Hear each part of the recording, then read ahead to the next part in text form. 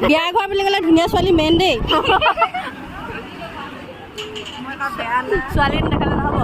এজনী খুচুত লাগিছে যে ধুনীয়া ছোৱালী মেইন বুলি ক'লে চকুত ইমান ডাঙৰ কৰি চাইছে হ'ব তই ধুনীয়া চাবছে এই আমাৰ মডেল এগৰাকী মডেল আৰু এজনী ক'ত গ'ল আৰু এগৰাকী আহি আছে এই এগৰাকী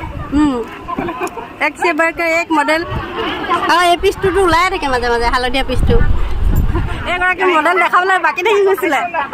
গান্ধীজীক দেখুওৱা নাছিলোঁ ইমান গৰমত যিমান গৰম পৰিছে ইমান বেছিকৈ বিয়া খাইছোঁ মানে কচোন তো কম নহয় খাইছোঁ যথেষ্ট অঁ এই জাষ্ট আহি পাইছোঁহি ইমান তলা লগাই আহিছে নি তাকেতো বিয়া মেইন ন কিবা এটা ক'ব লাগিব তোকো